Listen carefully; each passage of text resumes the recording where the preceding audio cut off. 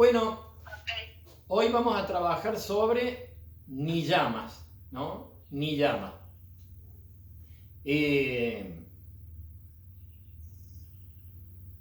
Venimos haciendo todo un recorrido. Este recorrido comienza con Purusha y Prakriti, conciencia y energía. A partir de allí planteamos el tema de el silenciar la mente, como armonizar Prakriti para poder descubrir a Purusha. Son distintos temas donde hemos visto lo mismo, ¿no? Entonces, Purusha Prakriti, que lo podemos llamar conciencia, testigo y energía o materia. A partir de allí, en una clase que tenía más que ver con los que estamos haciendo yoga clásico, veíamos los 4 primeros sutras, y en esos 4 primeros sutras veíamos el estar presente en el primer sutra, el segundo sutra, el silenciar la mente, y silenciar la mente lo puedo atar a lo primero diciendo silenciar la mente forma parte de Prakriti, y que si viene silenciar la mente incluye un montón de ejercicios psicofísico-emocionales. Y el tercer sutra que nos planteaba, cuando la mente se calma, quien ve descubre su propia naturaleza. Entonces, esto de silenciar Prakriti de alguna manera para que aparezca Purusha. Y el cuarto sutra, donde decía que cuando la mente no se silencia, esa conciencia testigo, la conciencia testigo se identifica con las modificaciones de la mente.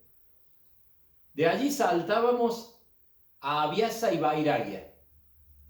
Abhyasa como práctica, como ejercicio, Vairagya como desapego, como renuncia. Lo poníamos también como una forma didáctica y memotécnica, como acercarse a y alejarse de. Acercarse a lo que nos hace bien, soltar, ¿sí? Soltar aquello que nos hace mal. Y de ahí, de tener en cuenta eso, saltamos a los kleyas. Los kleyas eran las aflicciones.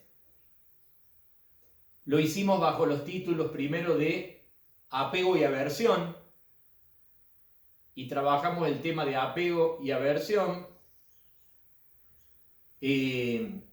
Y ahí relacionamos dos temas. Resulta que en Abhyasa y Vairagya, cuando hablaba de Vairagya, la renuncia, decía Patanjali que la renuncia definitiva se daba cuando uno funcionaba desde la conciencia y trascendía las cualidades de la naturaleza o los elementos constitutivos de la materia, es decir, tamas, rayas y sattva.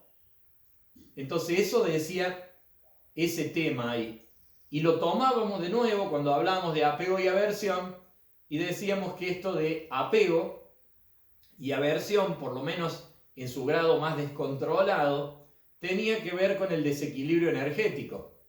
Que si yo quiero equilibrar el tema de los apegos, voy a trabajar en equilibrio energético y en despertar la conciencia. Y esa va a ser una constante.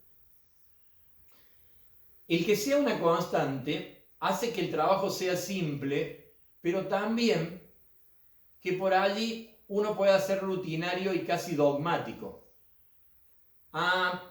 Tenés que ampliar la conciencia y armonizar la energía. Entonces lo que a mí me gustaría, dentro de la didáctica y del aprendizaje que hacemos, es que podamos aplicar eso en forma muy concreta y muy específica a cada tema. Es decir, que ustedes, por ejemplo, se acordasen hoy de cualquier problema que tuvieron durante la semana, cualquier sufrimiento que hayan tenido, y poder explicar o poder cuestionarse, por lo menos, cómo se aplica esto de que profundizando la conciencia y equilibrando la energía se va a solucionar ese sufrimiento. Poder tener esa capacidad de aplicar esto concretamente, ¿no? Porque al simplificarlo tanto queda como un versito. Entonces, en esto de apego y aversión, a mí me importó mucho que los separáramos de lo ético, de que hay que eliminar el apego, sino que pudiéramos descubrir, investigar, inclusive tomarlo como una función muy natural y que tiene un sentido de existir. Apego como atarse, y no lo hablamos así el otro día, pero es sumamente interesante que por ahí lo reflexionen con respecto al niño, a los niños, donde el apego es un desarrollo natural. El apego hacia la mamá y el papá le da una seguridad a la persona cuando se va formando como persona.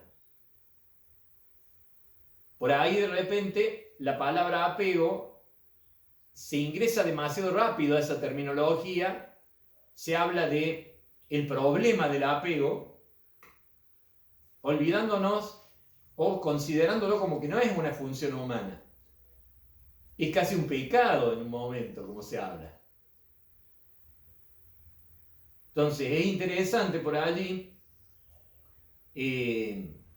ver cómo determinados niños que han tenido muchísimo sufrimiento, mucho abandono, no han desarrollado apego a sus padres. Ese apego da una seguridad, y es muy importante esa seguridad, hasta que uno sepa que es espiritual y que no se muere. Pero al principio es necesario eso. Entonces es importante seguir investigando en eso sin rechazar el tema del apego, sino tener una aversión al apego. Hoy vamos a seguir hablando de esto en los Niyamas, por eso lo traigo para que lo refresquemos. Y después a los kleyas esto los presentamos también cuando hablamos de ego. Y acá de nuevo, ¿no? La persona, el ser individual, parece que va buscando la identidad. Y en ese buscar la identidad, en un primer momento lo hace a través de la identificación. Son dos palabras distintas. Entonces, también vuelve a identificarse con los papás. Hay una función que tiene la mente que es muy interesante para lo que vamos a ver hoy, que decíamos que la mente puede ser un órgano o una función de percepción, de expresión y de representación o concepción.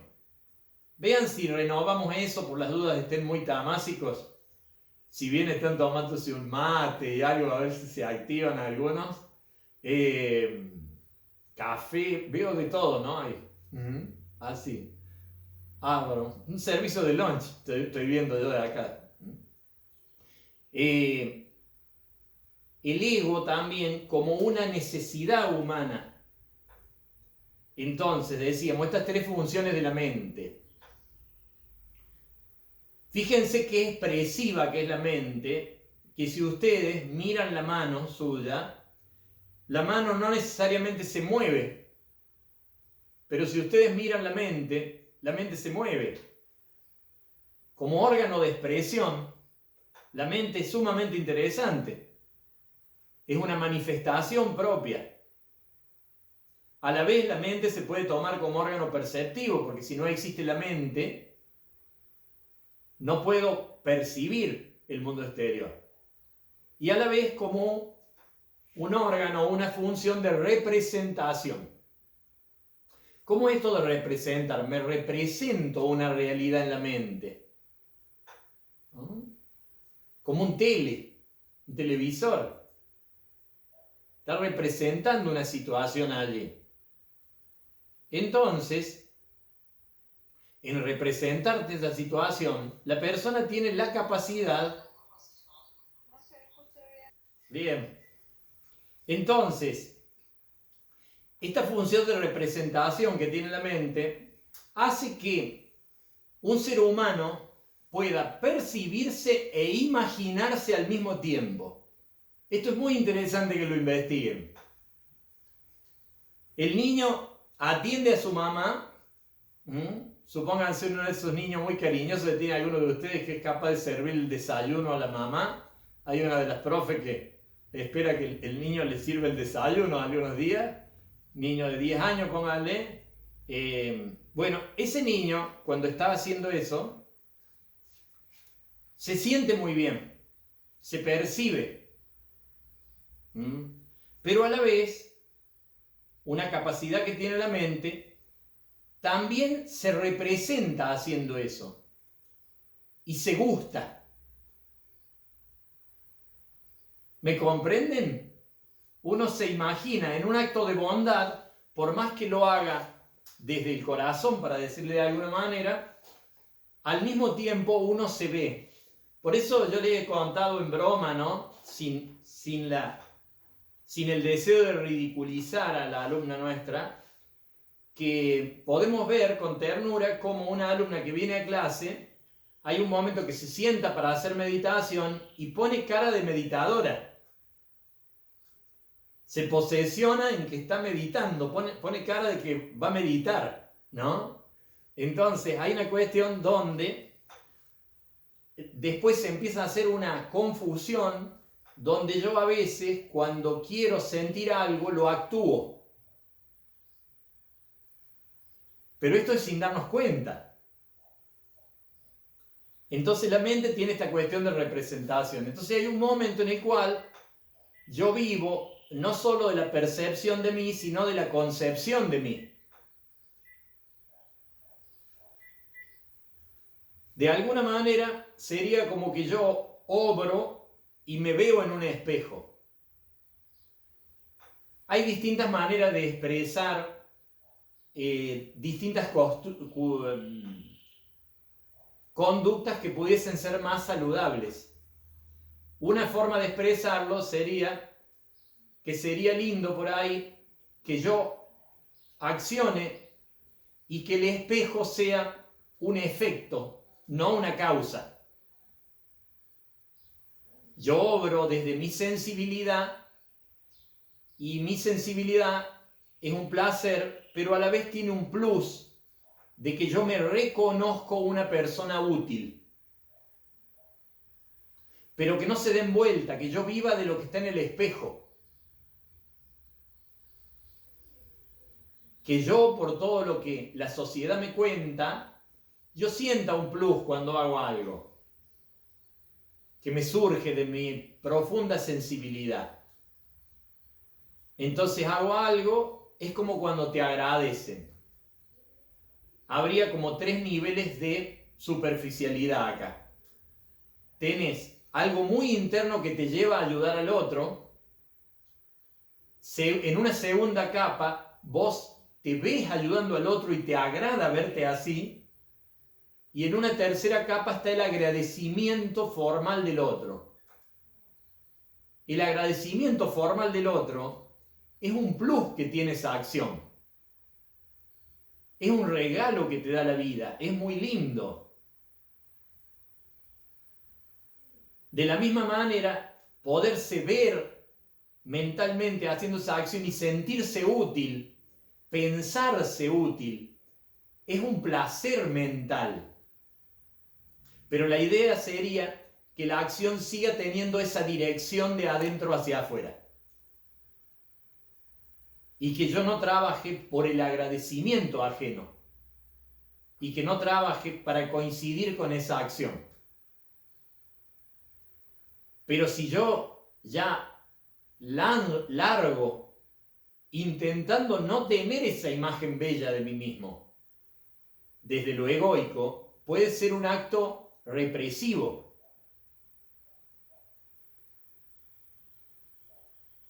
Si yo digo, parece mentira, me siento mal porque estoy orgulloso del acto bueno que hice. Y ahí tenés más problemas egoicos que si te sentís contento por ser bueno. ¿Mm? Entonces, allí mostrarles el ego hoy también como una manifestación, como una exteriorización. Me es importante dejar esto anotado ahí, esta función que tiene la mente de representarse la realidad, y por lo tanto va a haber una dualidad ahí continua en determinadas cosas donde yo me voy a confundir varias veces entre ser y parecer. Viene desde mi punto de vista de una función que tiene la mente y no de la influencia social. Después se acrecienta con la interacción que hacemos en la sociedad. Cuando aplaudimos al que hace esto y criticamos al que hace lo otro. Pero en sí viene de una función de la mente de representarse a sí mismo cuando está haciendo algo. Entonces, sentirse y concebirse. Si alguien quiere preguntar algo, toca el micrófono y larga, ¿no? Ale.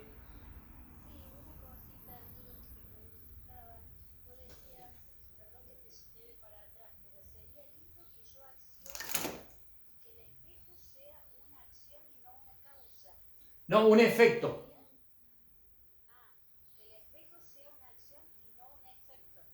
No, que el espejo sea un efecto y no una causa.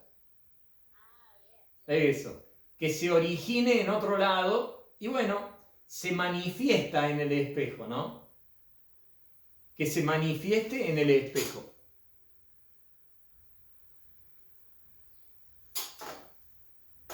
Bien. Bueno, seguimos. Estamos simplemente repasando y agregando algunas cositas.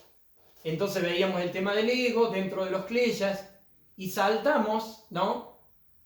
Los kleyas eran la ignorancia, no distinguir entre el que ve y lo visto, no distinguir entre conciencia y energía. El ego, el apego, la aversión y el miedo a la muerte. Y los podíamos considerar relacionados, donde la ignorancia de quién soy lleva a imaginar quién soy y a vivir de esa imagen. Y ese ser que yo formo ahí tiene cosas que lo destruyen, como las aversiones, y cosas que le dan vida. Entonces, si yo tengo que ser el más sabio del universo, me da vida el que me den la razón y me destruye el que no me den la razón.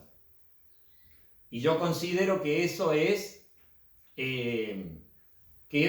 fundamental para mi supervivencia, que me den la razón. ¿No es cierto? Bien, entonces, y de ahí seguimos, ¿sí? Y saltamos a los llamas. Los llamas, que planteamos que eran 5, hicimos este juego entre los 5 llamas con 3 niveles. Yo les planteé una idea que tenía que ver con intentar liberarse de la forma externa o manifestación reconocida de cada llama. Que no nos quedemos atados a un ser humano que tiene acciones no violentas o acciones violentas, sino que lo estudiemos más en profundidad a través del equilibrio energético, que era la segunda línea, y de la conciencia, que era el anterior, el más profundo. Lo invité a salirse de eso, ¿no? Entonces, hay personas tremendamente violentas con sí mismas por no expresar algo que les parece violento. Entonces, por eso le decía, liberarse de la forma y estudiar un poco más esencialmente el tema de la violencia. De la misma manera, la autenticidad, de la misma manera, la contención, la continencia, de la misma manera, el no robar, y de la misma manera, la no codicia, ¿no? Allí. Saltamos ahora a los niyama. A veces a los yama se los denomina, a los anteriores, se los denomina como reglas de relación con el medio. Van a ver que yo no los dicto así. Esto es sumamente común, que hagan una diferencia entre los yama y los niyama, donde se dice que los yama son una relación con los otros, con el mundo que me rodea, y los niyama es para la relación con mí mismo o reglas personales, que una serían conductas sociales y la otra conductas personales. Yo no lo hago así porque me gusta a mí el tema de llevar el tema de la no violencia a la relación con sí mismo. Por eso no lo planteo hacia los otros primero. Largo desde la relación con uno mismo. Dentro de cómo yo concibo todo, es una cosa muy personal mía, yo concibo que hay innumerables individualidades que se relacionan unas con otras. Y mi hígado se relaciona con mi corazón. Y mis riñones con las arterias, así. Entonces, para mí, la relación entre los seres puede considerarse desde el punto de vista de Ahimsa. Y yo estoy formado por un conjunto de seres, soy un universo. Alguien vea una película filosófica que hay, que se llama Orton y los Millimoys, algo así. ¿Alguien la ha visto? Es un elefante, un dibujo animado. Y él escucha, es un elefante, ¿no? Que escucha en un momento adentro de una flor, que ahí adentro hay un grupo de seres que viven adentro de la flor. Es un mundo pequeñito, están adentro de la flor ahí. Parece mentira, ustedes no conocen nada de películas espirituales, ¿no? Entonces ahí están todos esos seres pequeñitos, Orton y los Millimoys se llama algo así. Y ahí todos esos seres pequeñitos están ahí, él tiene que salvar esos seres pequeñitos y otros no saben que están ahí. Entonces, ahí están esos seres ahí adentro, ¿no? Entonces, es una manera bonita, ¿no? De mostrar cómo cada individuo de alguna manera es un universo y un conjunto de seres. Esa es mi manera de concebirlo ahí a eso, ¿no?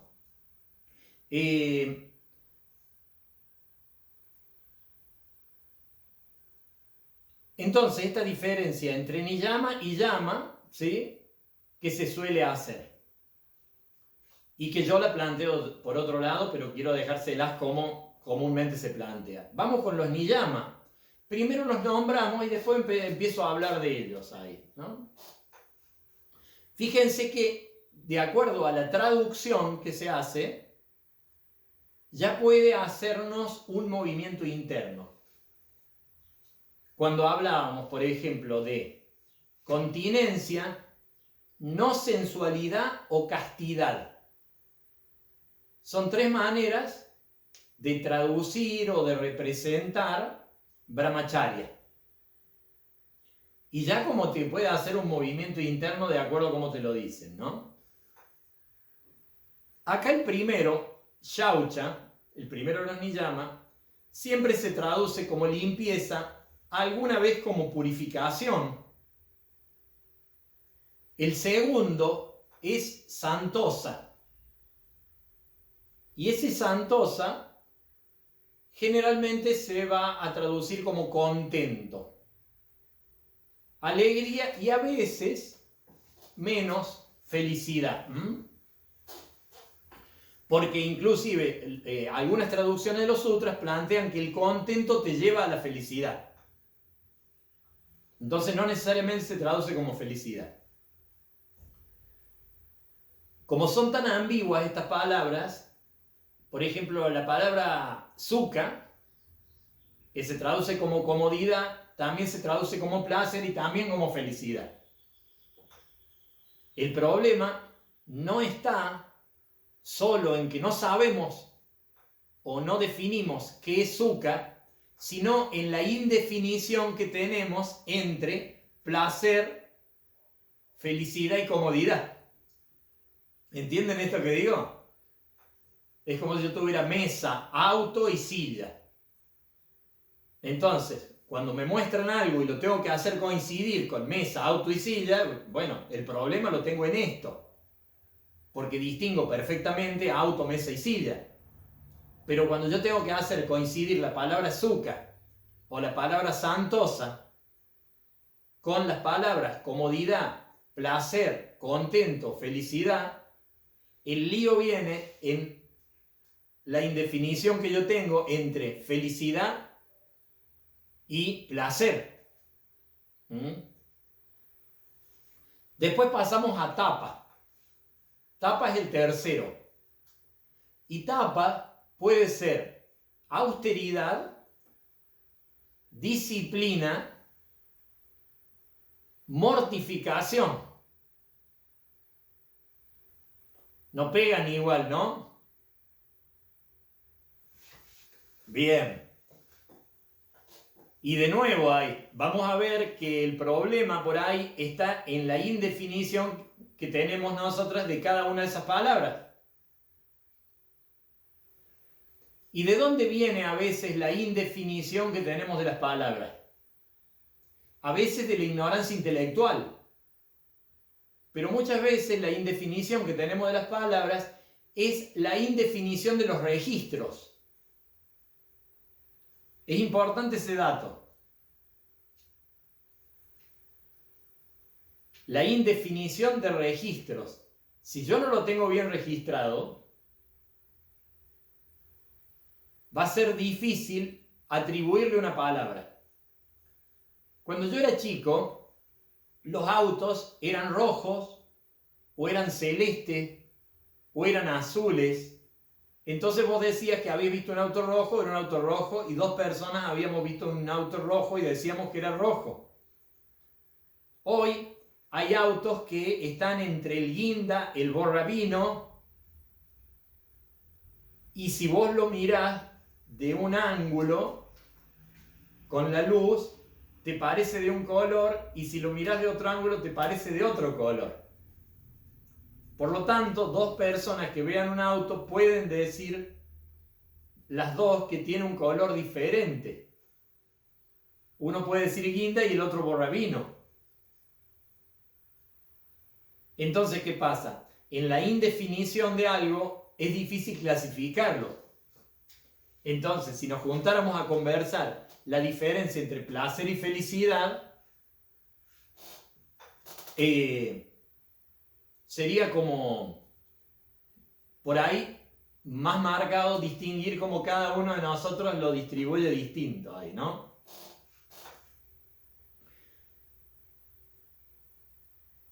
Esto con respecto a tapas, entonces, ¿sí? Austeridad, disciplina, mortificación. Después vamos al cuarto, disculpen. Svadhyaya.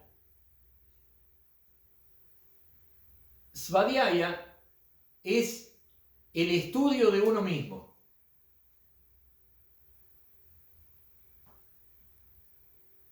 Según qué autor lo traduzca, lo plantea como que es la autoobservación, y también otros dicen a través del estudio de los libros sagrados.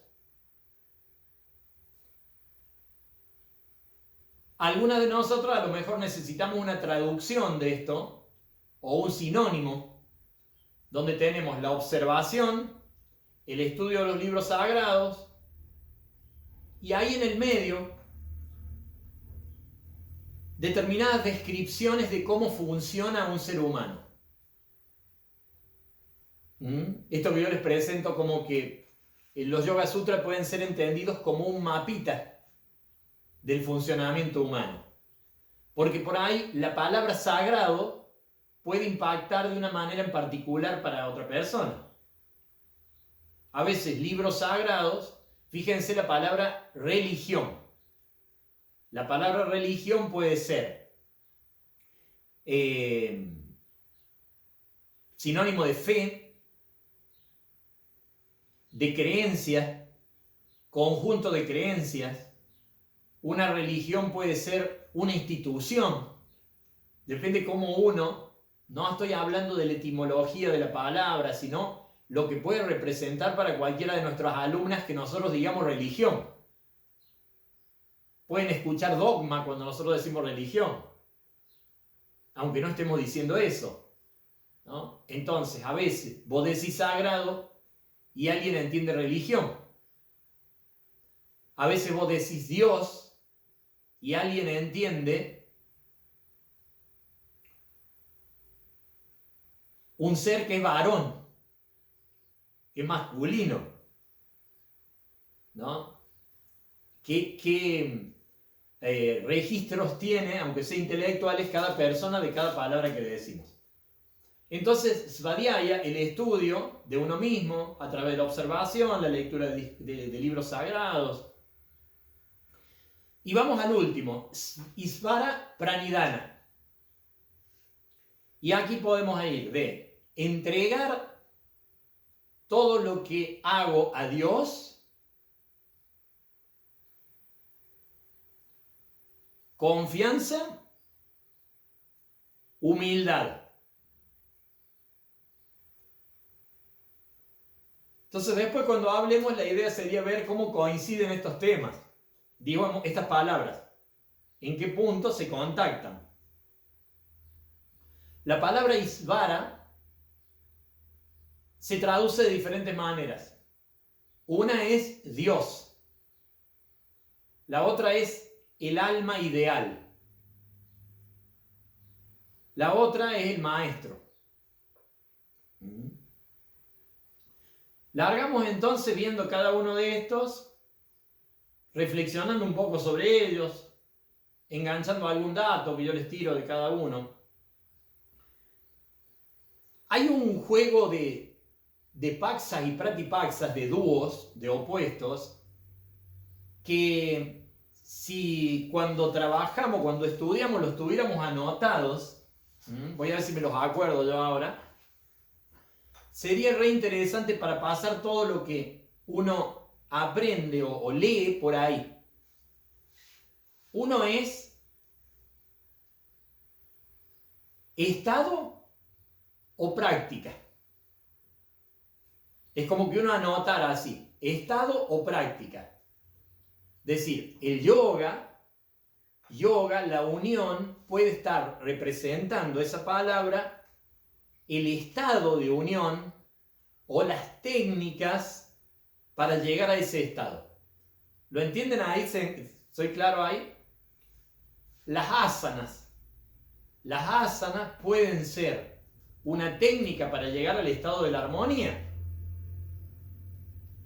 Pero si vos decís que cuando estás lastimando el cuerpo no estás haciendo una asana, de alguna manera asana se va a llamar a determinado estado que yo logro en la técnica. Ahimsa. Hago respiraciones para no dañar, o trato de relajarme para no dañar mi sistema nervioso. Una práctica de no violencia. O estoy violento, hago asanas y quedo en un estado de no violencia. Entonces, ahimsa como práctica, ahimsa como estado. Entonces, la primera dupla es técnica o estado. La segunda dupla es práctica interna, práctica externa. Entonces digo, yo me levanto todas las mañanas y hago mis asanas. Indudablemente, podría parecer, estoy haciendo mi práctica de yoga. Y es válido considerarlo así. Pero un día no logro hacer mi práctica de yoga y me observo. Y de alguna manera esto sería una práctica interna, aunque nadie pudiera verla.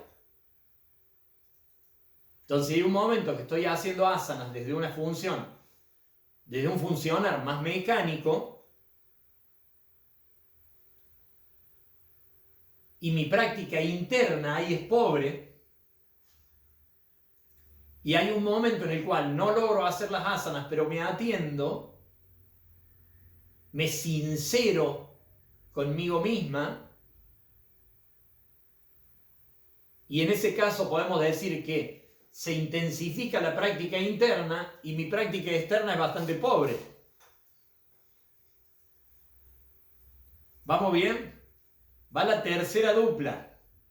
La tercera dupla es control y liberación. Una práctica puede tener que ver con controlar o con liberar.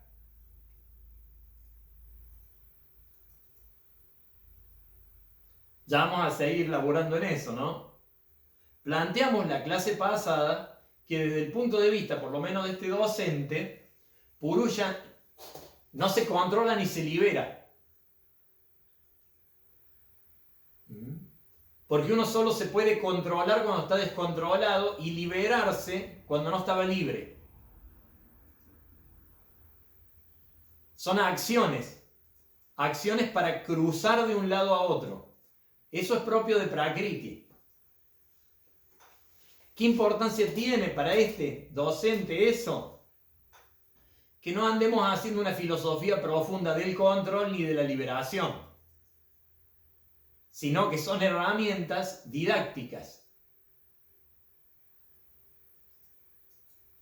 Ahora convengamos que por ahí son más seductoras una que otra, y es posible verse más seductor en el espejo cuando estoy haciendo una de las dos.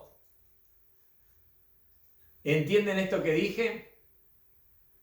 Entonces en un momento me veo liberado en el espejo, y me encanta. Y en otro momento me veo controlado en el espejo y me fascina. O me rechazo. Por supuesto que cuando me rechazo, no le digo controlado al control. Y no le digo liberado a la liberación. Cuando me rechazo, al controlado le digo reprimido. Y al liberado le digo indisciplinado.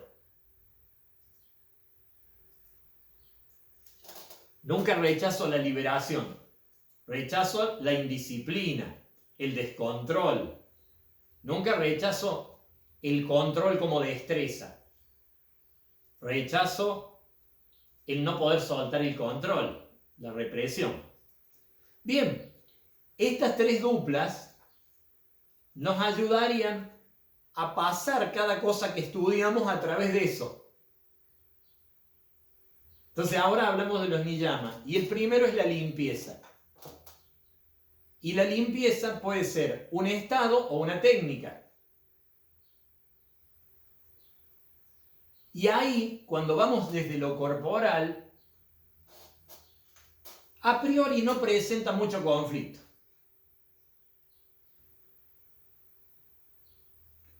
¿Está bueno bañarse?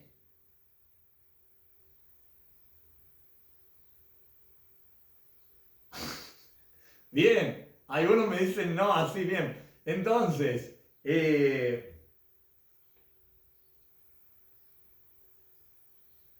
fíjense lo que a nivel social queda bien.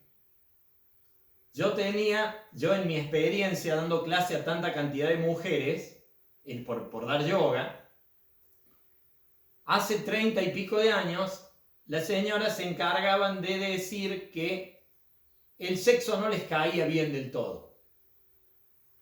Como que había un asquito. Hoy yo veo que se preocupan en decir que sienten, que sí sienten. ¿Me explico? Los varones antes, para conquistar, teníamos que decir que no llorábamos. Ahora te metes el dedo en el ojo para llorar, para ser sensible. Cambia el estatus de determinadas cosas. En nuestros ambientes, ya le voy anticipando a algunos que estén un poco más perdidos, en estos ambientes del yoga, ya está empezando a quedar mal que vos digas que te bañas todos los días. porque no cuidas el agua.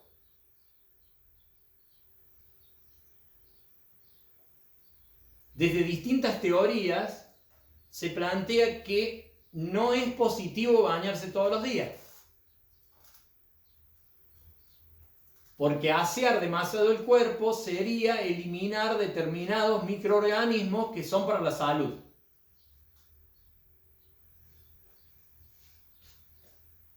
Entonces, hasta que parece ser el que no hace lío, en un momento podemos entrar en lío en cuál es el tipo de práctica adecuada. Y por lo tanto, en todo lo que hagamos vamos a tener que practicar Abhyasa y Vairagya. Esta sensibilización, esta búsqueda intuitiva de qué está bueno y qué no. Disculpen si le dejé un lío, algunos de ustedes estaban chochos con bañarse. Entonces, pero es lo que menos conflicto presenta por ahí, porque bueno, es asearse. Creo yo que queda muy, muy concreto cuando vos te aseas y cambias de humor. Toda una cuestión orgánica que cambia cuando vos te bañas, es muy agradable. La limpieza de los espacios en que vos trabajás. Pero fíjense, ya lo habrán experimentado algunos, como la limpieza de los espacios llega en un momento a la aversión. Al punto de que en determinadas casas se libra una batalla contra el nombre del planeta. ¿Cuál es el nombre del planeta? Planeta Tierra. Y parece ser que haya tierra es un problema grave. Entonces cerramos la puerta y dentro de la casa no tiene que haber tierra. Entonces el tema de la limpieza exterior también es algo que, como decía Buda por ahí, vamos a tener que experimentar el camino del medio. Entonces, seguimos avanzando con esto de la limpieza. Las asanas también se van a considerar un método de limpieza. Y cuando hablemos de limpieza vamos a estar hablando en ese sentido de residuos o de exageración en tamas y radas. O sea, te levantas a la mañana, sentís como muy denso, te moves, estirás naturalmente y vas llegando a sentir esa limpieza energética. Esto es muy palpable para todos los que hemos hecho asanas, ¿no? Y muy, muy interesante considerarlo así. Decirme limpio, hago shaucha. Y después vienen otras cosas, como es el tema de la limpieza mental. El tipo de contenidos. El tema es que a veces, por ejemplo, vos dentro de lo orgánico, hay cosas que para lograr limpieza tenés que hacerlas circular. Vos, por ejemplo, después de hacer gimnasia fuerte, con intensidad, queda un residuo en los músculos que se llama ácido láctico. Ese residuo, si vos no lo eliminás, genera dolores en los músculos, te cuesta descansar después. Entonces, si vos después de hacer un ejercicio fuerte, haces una caminata, un ejercicio aeróbico suave, estiramientos, vos haces que circule el ácido láctico y se elimine también por la circulación de la sangre. Entonces vos tenés que dejar circular ciertas cosas. Entonces resulta que a veces, en el tema de la limpieza mental, nos apuramos demasiado, entiendo yo y puedo equivocarme lejos, nos apuramos demasiado en no tener contenidos negativos en la mente. Es como si quisiéramos que el ácido láctico se vaya así, que no circule para irse, que no se asimile, que no se diluya, sino que desaparezca. Muchas veces los contenidos negativos hay que expresarlos para que se vayan. Y por lo tanto, por ahí, un cuidado exhaustivo de la limpieza mental, tratando de no tener pensamientos negativos, habría que tenerle cuidado. En esto de la limpieza también entra la alimentación. Un maestro mío, Juan Francisco Castillo, me decía que una persona se alimentaba con 3 cosas, ¿no? Que era la comida, la bebida, la juntaba en una, la respiración y el pensamiento. Él me lo planteaba de esa manera. Y acá yo el pensamiento lo quiero llevar a el tipo de contenidos que ingresan en nosotros. Ya que entendemos que la limpieza del organismo tiene que ver con la evacuación, pero también con el ingreso de comida. Una de las mejores maneras de no tener que andar ordenando es no desordenar, de no andar limpiando, no ensuciar.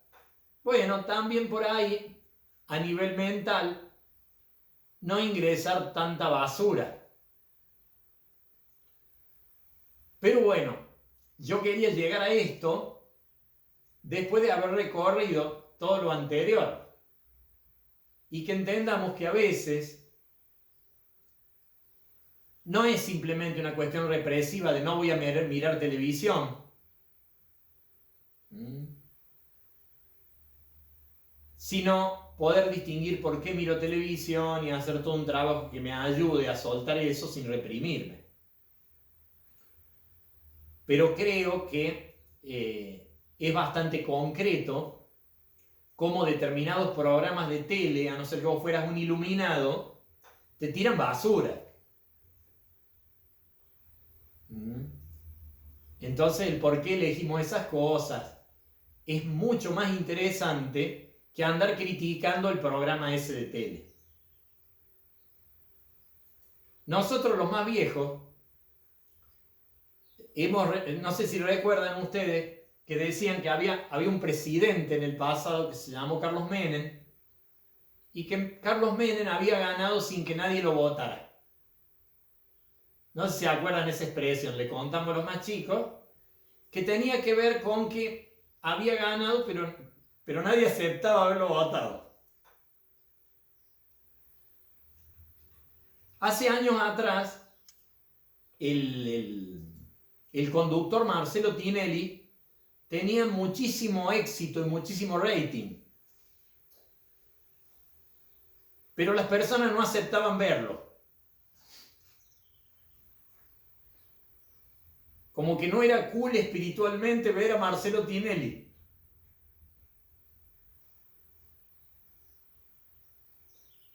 Entonces, a veces tener cuidado con que yo no me quiera ver en el espejo siendo limpio,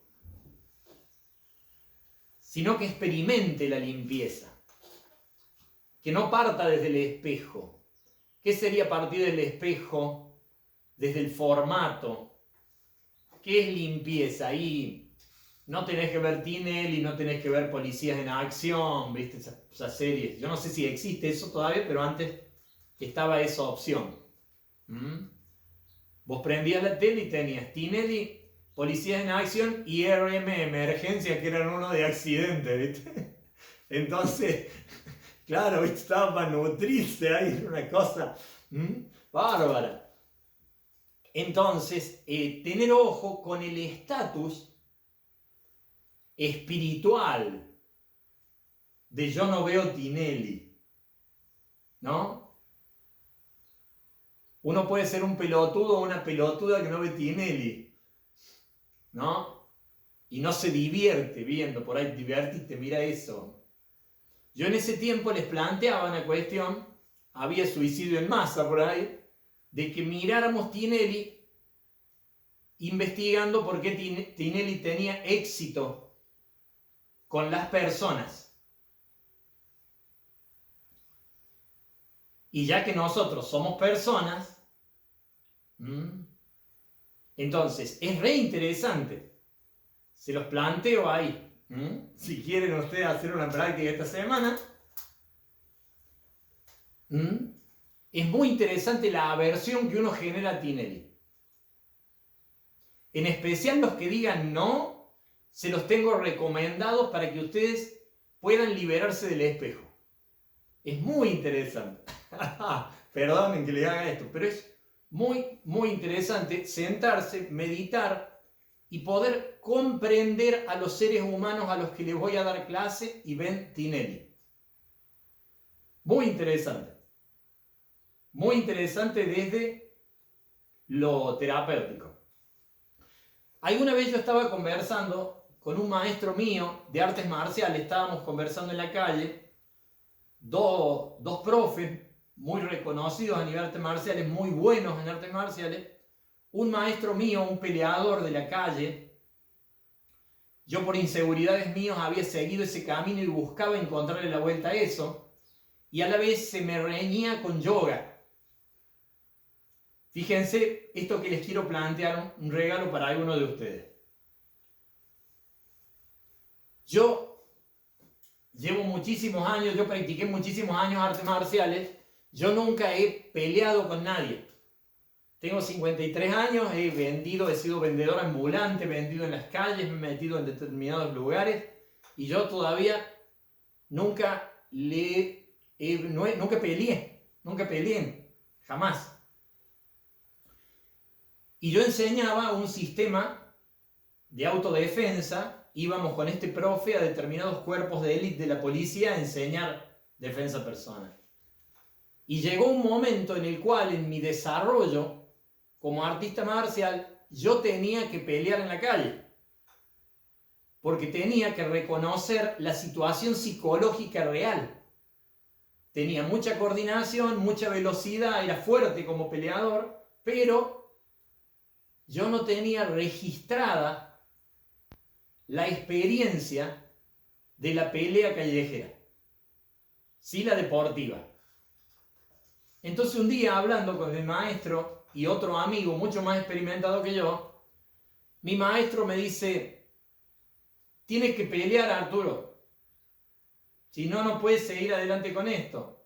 Y me hace una reflexión de que una persona, de que un hombre se hace hombre peleando. Entonces yo le digo, no, maestro, en el sentido que usted dice hacerse hombre, que no tiene que ver con lo masculino, yo ya me hice hombre levantándome a las 6 de la mañana para hacer lo que yo necesito hacer. Yo soy más hombre que un tipo que se caga a trompar. Y entonces el otro profe me dijo, sí, Arturo, pero vos querés enseñar a personas para que peleen en la calle bien y no tenés el registro. Y dejé de enseñar artes marciales. Porque a mí no me daba, no quería ir por ahí. Y para ese trabajo,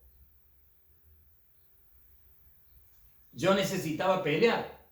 ¿Lo entienden? Para ese laburo. Ahora yo les digo, y disculpen si los molesto, si le quieren enseñar a las personas que ven Tinelli, tienen que poder captar qué le pasa a un ser humano con Tinelli. Entenderlo, sin rechazo. Entender. No aceptar así.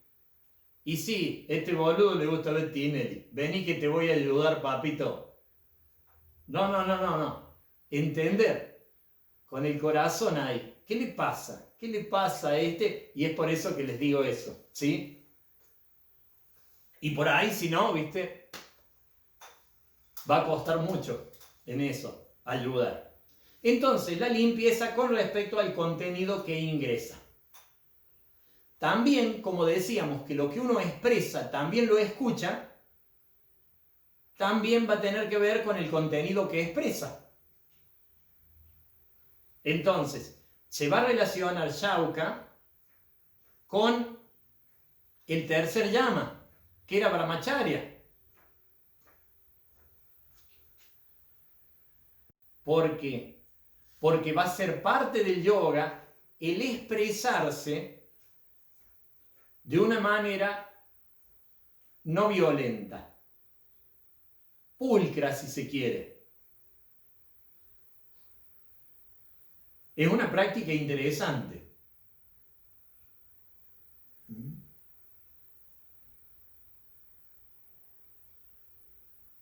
Seguimos adelante, ¿no? Ya tenemos chao, chao, limpieza.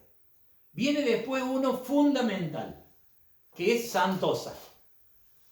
Santosa como contento. Hay una expresión occidental que a mí me encanta y es sumamente interesante para mí, que es alegría de vivir. Alegría de vivir. Si bien vamos a tomarlo como individuales, a los llamas, los voy explicando como individuales, se va a ir dibujando para algunos autores, entre ellos yo, porque me considero uno de los autores, ¿sí? Una escalera. ¿Qué es esto, una escalera? Que gracias a Shauka consigo santosa. Que la limpieza energética va a derivar en un contento interior. ¿Por qué se le dice contento interior? Porque es algo natural que viene con la limpieza. No estás contento por algo que pasó.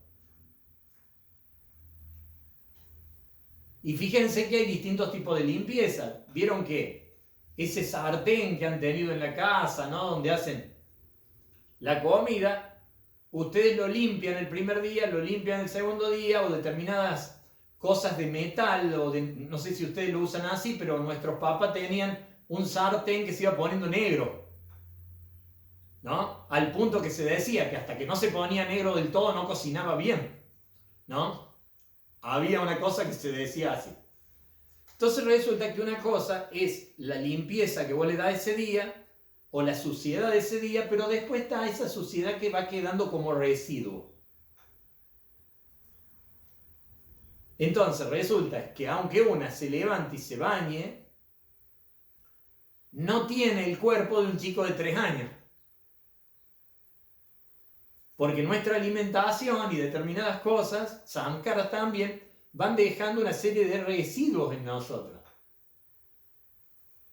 Hoy en día hay una cantidad de disciplinas, en especial un autor que se llama Néstor Palmetti, no sé si lo han escuchado con respecto a alimentación, pero muchos otros, sino que él es familiar para nosotros porque está en los mismos eventos que hacemos nosotros por ahí, plantean el tema de una limpieza profunda del organismo. Donde te plantea, vos hoy comes bien, mañana comes bien, comes todo el mes bien, no importa. Tenés una trayectoria de haberte ensuciado que deberías limpiarla más profundamente. Por más que tengas alimentación buena un mes, no comprobas del todo porque seguís teniendo residuos. Esto es una buena analogía para los samskaras también, para las impresiones mentales.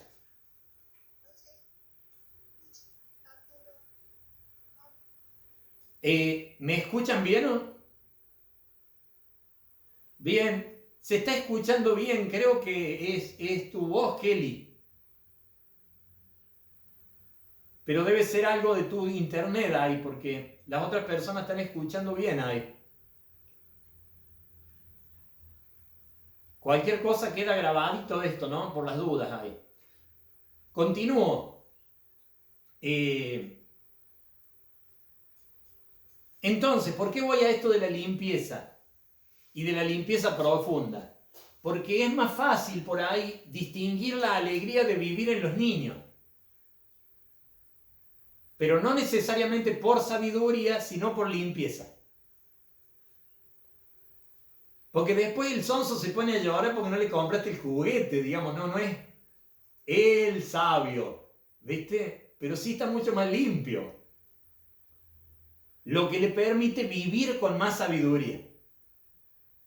Pero no es un nivel necesariamente de autoconocimiento que reconoce a Purusha.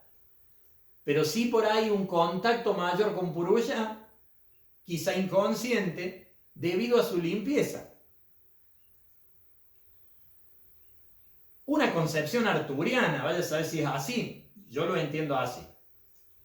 Pero esto nos puede avalar, nos puede estimular a la limpieza, a que le pongamos pila a la limpieza, entendiendo que Santosa, esa alegría de vivir, tiene que ver con la limpieza orgánica. Es muy importante. A veces uno está todo hecho un nudo así, preocupándose por cómo va a solucionar un problema para sentirse bien. Respira, ¿viste? Endereza la espalda, movete. Si lo que estás buscando es sentirte bien. Entonces, acordarse de eso. ¿Para qué más va a servir Santosa? Como un testeo de si el desapego no es represión. Atenti. Vieron que la respiración en las asanas es un test re interesante para saber si te estás exigiendo de más. Bueno, la alegría de vivir debería venir como resultado del desapego. Si el desapego no está generando alegría de vivir, como decía Patanjali, ojo al piojo. ¿Sí? No decía Patanjali, no van a andar buscando que Patanjali le decía ojo al piojo. Entonces, la alegría de vivir es fundamental. Y es fundamental que sea alegría de vivir. Hay un místico moderno, ¿no?, que le dicen Sadhguru. Es re gracioso cuando habla, ¿no? Se ríe así, ¿vieron? Se mueve así, es re agradable, ¿no? Entonces, él por ahí te plantea, dice, pero el cuerpo sano, y habla, si no te levantas contento todos los días, no estás sano. Llega hasta decir eso él, ¿no? Entonces, levantarse feliz. Diría yo, y en latín, al pedo. ¿Estás feliz? Levántate, estás feliz. ¿Por qué?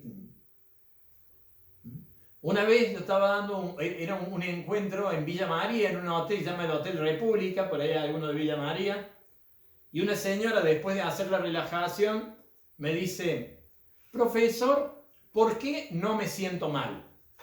¿Viste? No me daba cuenta qué quería decir, ¿viste? ¿Por qué no me siento mal? ¿Viste? Y bueno, quiere que le haga sentir mal. No, ella me preguntaba por qué en la casa se siente mal y ahí se sentía bien.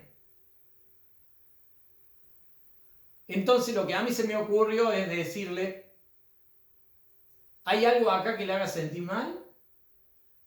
No, me dice, y bueno, es natural que no se sienta mal. Por ahí debe preguntarse por qué se siente mal en su casa, no por qué no se siente mal acá. Entonces en sí, no hay razón para sentirse bien. Por ahí yo les he comentado que una vez mi papá estaba tratando de arreglar el auto y estaba rezongando porque no podía arreglar el auto, ¿no? Y nosotros teníamos una especie de maestro que era el patrón de él, un tipo muy sabio, muy viejo, que sabía mucho de autos, pero también en la vida tenía ciertas cosas que te decía, ¿no? Y mientras mi viejo estaba tratando, rezongando ahí por arreglar el auto, pasa el gordito, don Florencio Gabaldón, y dice, Arturo, no se preocupe, el auto está hecho para que funcione. Y era interesante, si mi viejo lograba colocar todo en su lugar, iba a andar porque estaba hecho para que funcione. Desde el punto de vista del yoga, nosotros estamos hechos para ser felices. Si ponemos cada cosa en su lugar, tiene que andar. No puede ser tanto lío, ¿no? Santosa. Vamos con el que sigue. Tapas. Tapa, en sí, el término significa quemar. También se lo traduce como cocinar. Entonces, ya sabemos, para liberarnos tenemos que cocinar. Ahí. Tiene que ver con una cocción que se genera a través de determinado trabajo. El tema que acá volvemos a las duplas que hicimos. Decíamos que se podía traducir como mortificación, disciplina o austeridad.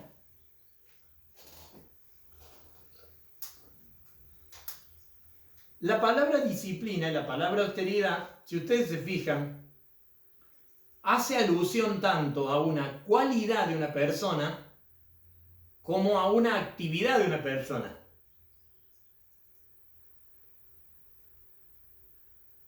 Por lo tanto, planteamos acá de nuevo lo de una técnica o un estado.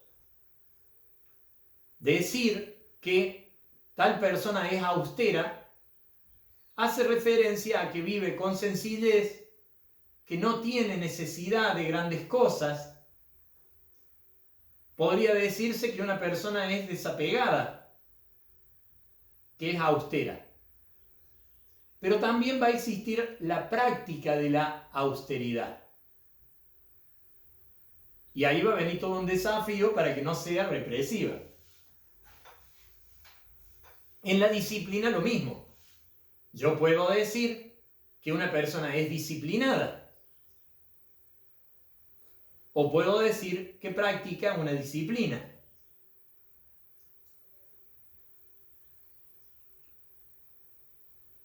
Resulta que las prácticas de austeridad van desde vivir con lo mínimo hasta flagelarse dándose latigazos. La palabra mortificación tiene que ver con generar sufrimiento. Veamos si podemos profundizar en esto. Me imagino que ustedes conocen estas dos sensaciones bien opuestas.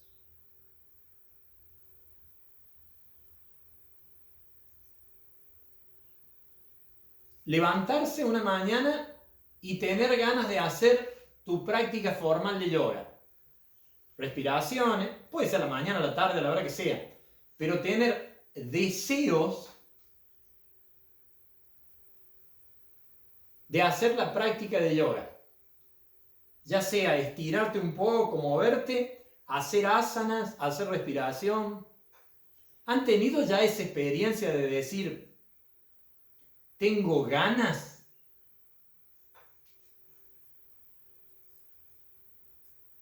Existen dos opuestos de este. Uno, cuando yo hago la práctica para lograr algún fin. Quiero estar sano, quiero sentirme bien después de la práctica. Y el otro opuesto es cuando ustedes todas las mañanas hacen práctica, pero así como fluyen sin conflicto hacia la práctica, una mañana se levantan y tienen ganas de salir a caminar y no practicar asana. En una decimos que la práctica formal se presenta como una tendencia natural y en otro momento dejar la práctica formal se presenta también como una forma natural para nada conflictiva.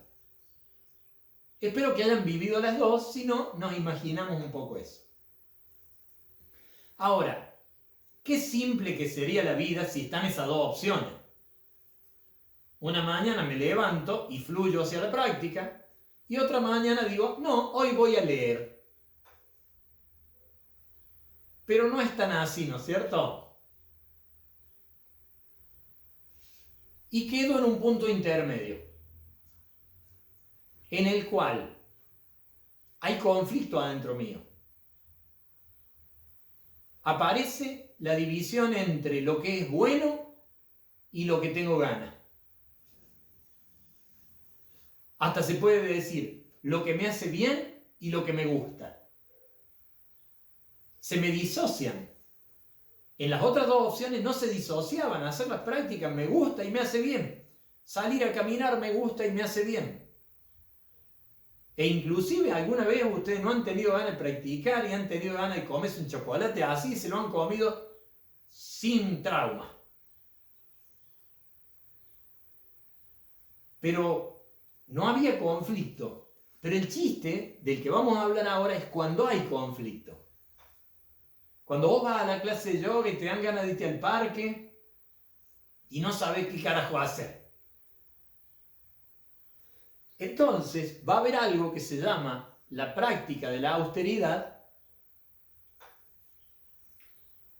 y que lo vamos a ejemplificar con algo que estuve leyendo anoche. Un ejemplo que yo lo recreo de Maharishi Sadashiva-Isham, que él plantea una situación donde vos estás dispuesto a estudiar y te invitan a una fiesta.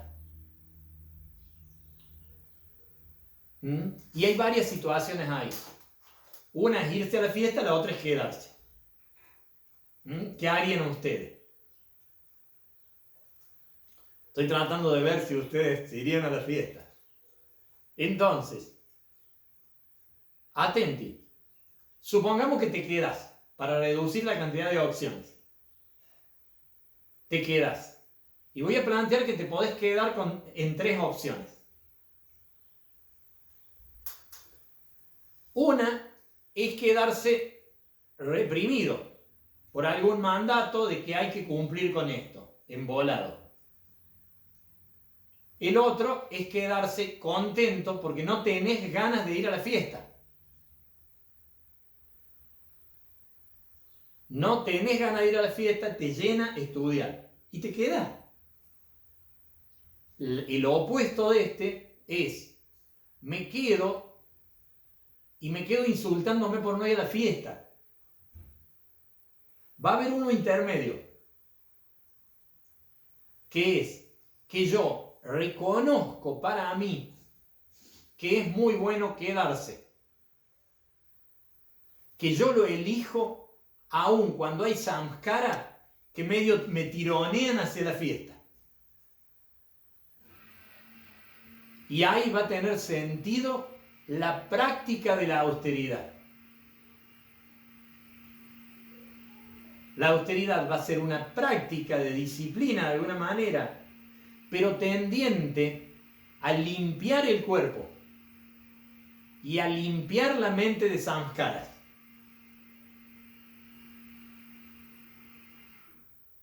Es lo que hemos estado hablando un poquito con Mariela con respecto a sus prácticas, que ella las elige y aún en un momento, aún no teniendo ganas, la elige porque sabe que le sirve. Bárbaro, una práctica de austeridad porque le elijo.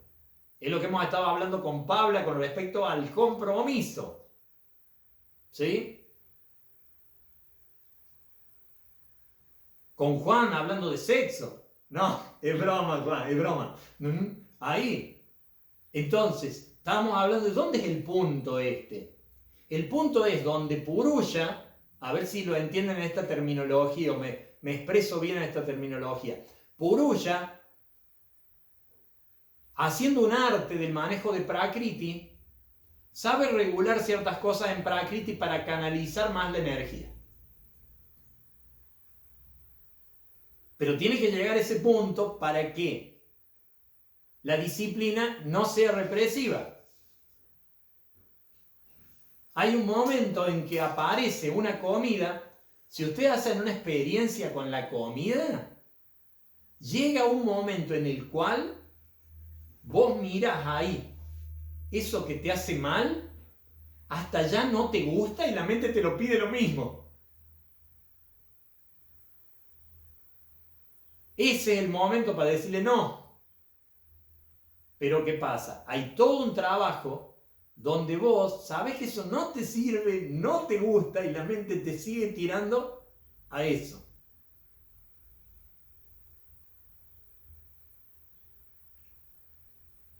¿Vamos bien? Entonces, la práctica de la austeridad según la interpretación de este docente. ¿Sí? Ahí. La práctica de la austeridad. Entonces, Patanjali lo presenta como una herramienta para la limpieza, pero también puede ser un resultado de la limpieza. Mientras más limpio estás, más austero como estado tenés. El estado de austeridad. Fíjense cómo se relaciona todo, porque tiene que ver con disciplina, tiene que ver con limpieza, tiene que ver con desapego. La limpieza lleva al desapego. Desapego y austeridad van por ahí.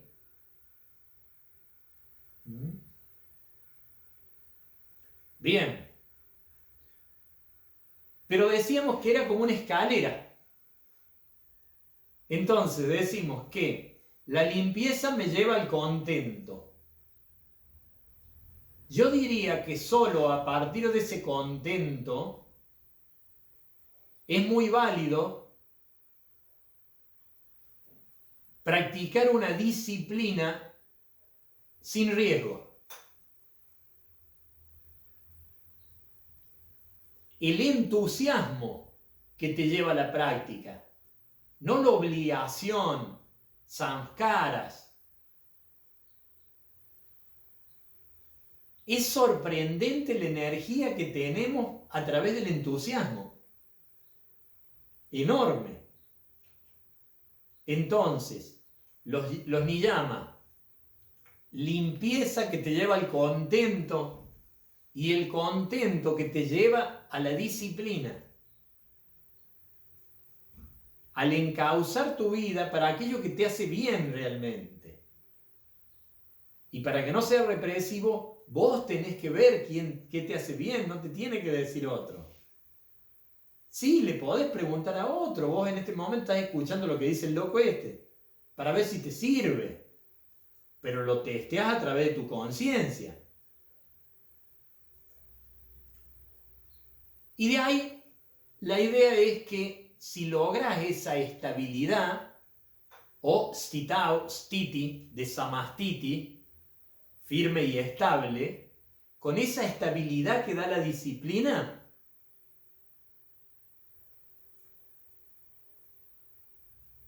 ahí va a tener más sentido el autoestudio.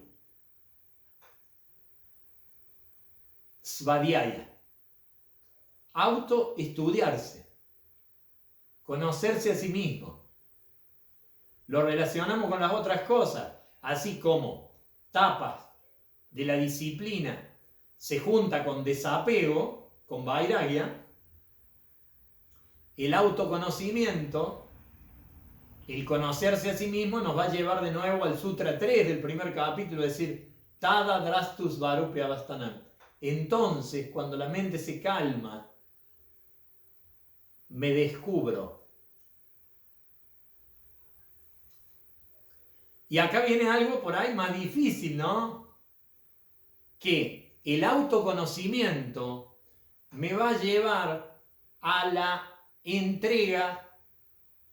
Chan chan, va la palabra Dios ahí.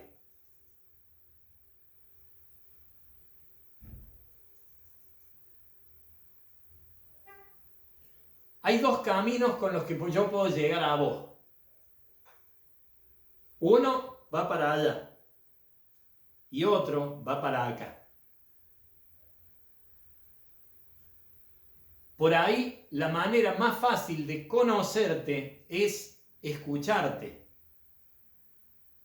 Y por ahí, la manera más fácil de conocerte es escucharme. ¿Lo captan? ¿Le encuentran cierta coherencia? Solo reconociendo mi verdadero dolor, te voy a tener compasión.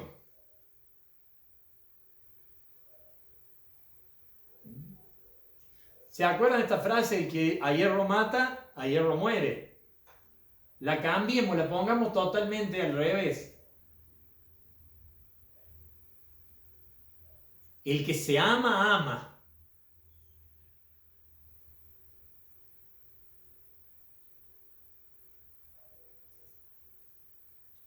Una vez, un amigo mío, se llama René, el fotógrafo de la escuela, René, querido instructor de meditación en movimiento, hablaba de algo muy interesante en la clase y surgió algo lindo. Él estaba pintando su habitación de un color gris claro, ¿viste? Él como fotógrafo tiene todo un tema del arte, de lo pulido, ¿viste? Muy puntilloso en algunas cosas. Estaba pintando de un grisecito y el padre de él le ayudaba. Ya falleció el Papa, le ayudaba. Pero para el Papa era blanco eso, no era un grisecito suave, ¿viste? Pero para René era un grisecito elegante. Entonces, René estaba un poco molesto porque su Papa no lo contenía ahí, porque le pintaba pero lo criticaba. Decía, ¿para qué estamos haciendo todo esto? Para que quede igual, decía el padre, ¿no? Y René me decía, el tema dice que si yo hubiera estado pintando de verde flúor, te entiendo que me critiques, pero yo estaba pintando un color elegante. Lo primero que podríamos sacar de acá, a priori, es lo relativo que son los gustos. Pero quiero ir a otra cosa. Que René quería que su Papa reconociera su coherencia. ¿Entienden esto? Claro. ¿Cómo no vas a pintar de gris claro? Se sentía criticado como si fuera incoherente. Y entonces a mí me surgió algo, aprendí algo ahí. Yo de ahí me dije a mí mismo, yo no quiero que las personas me reconozcan y me respeten por mi coherencia. A mí me encantaría que acepten mis incoherencias. Que alguien pinte del color que yo quiero pintar aunque sea horrible. Porque eso quiere decir que le importo yo. No sé si me siguen. Que le importo yo verdaderamente. No que está conversando con un tipo inteligente que dice la justa. No, viste, está bien, viste, no me va a dejar hablar boludeces todo el día, pero que me escuche algunas boludeces. Eso para mí sería que me quiere. Si tengo que ser inteligente todo el tiempo, yo no sé si me quiere. Bueno, eso mismo, pero para con uno. Que uno se ame en su incoherencia. ¿Vamos bien? Resulta que se produce algo sumamente interesante en el autodescubrimiento. Que en el momento que vos distinguís cierto grado de purulla, distinguís que estás unido a todo. Y es Papa y se siente así. El tema es que cuando contactaste con eso, cambia todo en tu vida. A lo mejor el otro de afuera, no. Distinguís, por ejemplo, que la muerte no existe. Porque no hay división. Vos sentís realmente que no hay división. La muerte no existe. Pero ¿qué pasa? Una vez dije esto en un grupo demasiado grande y una señora me dice, bueno, usted me dice que la muerte no existe, ¿dónde está mi esposo ahora? Porque el esposo fallecido. Esa persona sigue enganchada con la individualidad. La otra vez habíamos contado un cuento que se usa como chiste, ¿se acuerdan de los verdes claros y los verdes oscuros? Que la persona que sigue teniendo la división en la cabeza, por más que tenga una bohemiada del no racismo, lo sigue dividiendo en verde claro y verde oscuro. Bueno, cuando vos no distinguís la unión, no hagas fuerza mentalmente, porque vas a seguir acomodando las cosas desde la desunión. Tenete paciencia.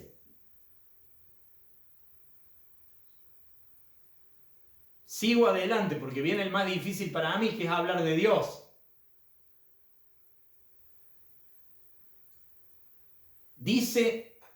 Decía un monje jesuita, sabio como las personas más sabias que han caminado el mundo, ¿sí?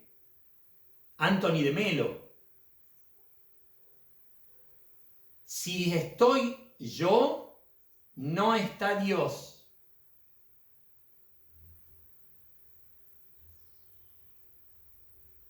Si estoy yo, no está Dios. Lo dice un místico. Ahora lo dice un cordobés básico. Hay dos maneras de imaginarse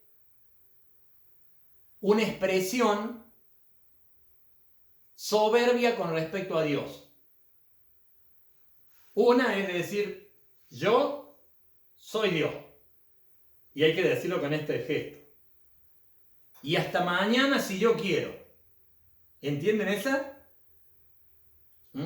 Hay un chiste donde hay un montón de personas en el cielo que se han ido y están todas sobre las nubes. Entonces el nuevo que llega le pregunta al otro, ¿quién es Dios de todos esos? No es gracioso el chiste, así que no me esperen mucho. ¿Quién es Dios de todos esos? Y le dice, para mí es ese viejo que está ahí. ¿Por qué? Porque todas las noches dice, hasta mañana si yo quiero. ¿No? Entonces, por el dicho ese, hasta mañana si Dios quiere, ¿no? Entonces yo digo, yo soy Dios. Es una forma de soberbia. Podría afectarnos que alguien diga, yo soy Dios. Yo decido. Yo armo, desarmo. La otra manera de ser soberbio es más sutil. Es decir que yo no soy Dios.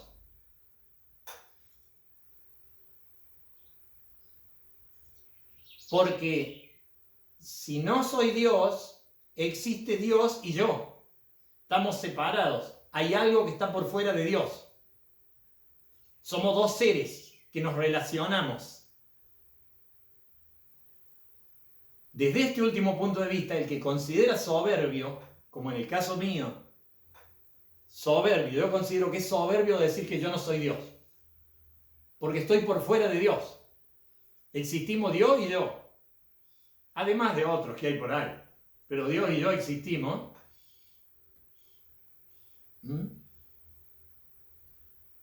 Otra manera de decir uno opuesto así es decir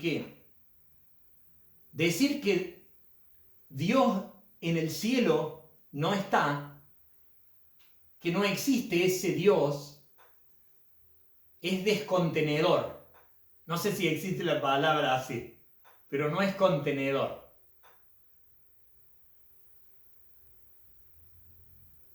Pero también decir que Dios está en el cielo es entender una división que también es descontenedora.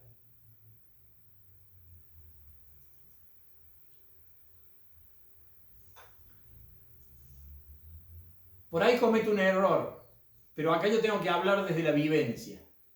Una, en profunda meditación, cuando siente a Puruya, siente que no hay división.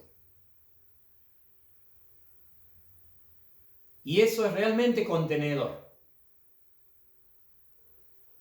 A partir de ahí, vos sabés que tenés que equilibrarte energéticamente, que todo es una sola cosa, disfrutás de las diferencias. Mis glúteos son mis glúteos, tus glúteos son tus glúteos, aunque seamos una sola cosa, pero es irrelevante. Son todos detalles.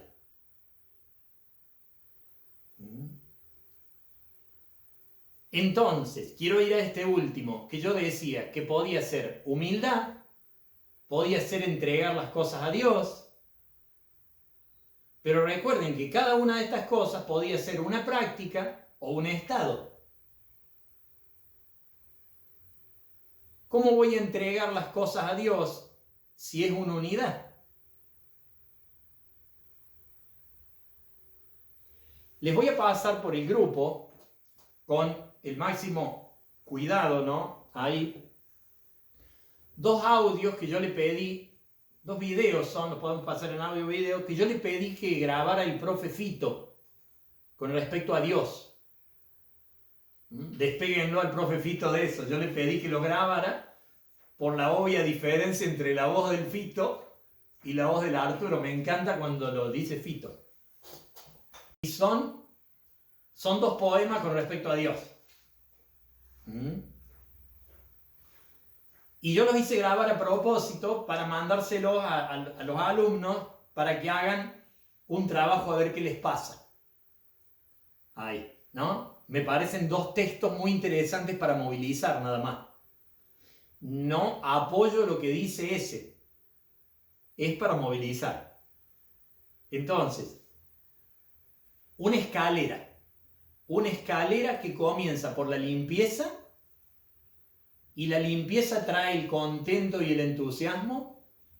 El entusiasmo me avala para hacer esa disciplina muy consciente. Esa disciplina me da la estabilidad necesaria para hacer el autoestudio.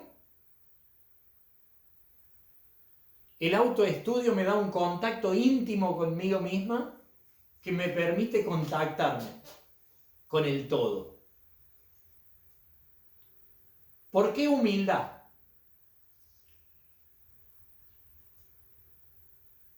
Vieron que hay ciertos opuestos. Si uno pone, por ejemplo, humildad, por ahí sería lo contrario de soberbia. Seguridad, inseguridad. ¿No?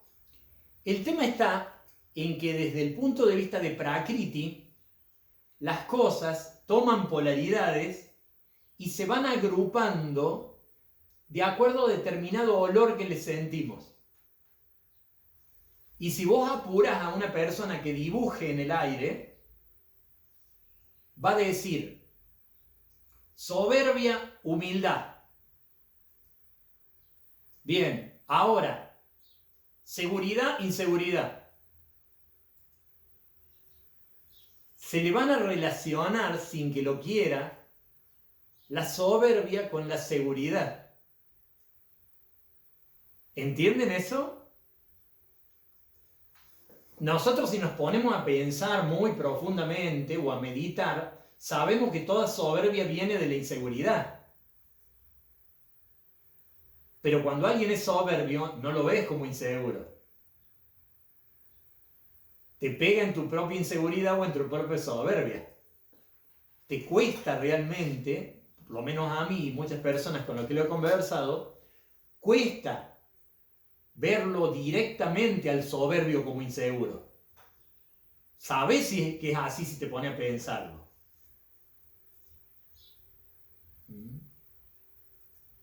Ojalá pudiéramos verlo en vivo, directo, a todo soberbio como alguien inseguro, nos lastimarían menos. Y como se asocia la seguridad con la soberbia, también en un momento queda pegado el gesto de humildad con el de inseguridad. Es un moco, pero en un momento se asocian.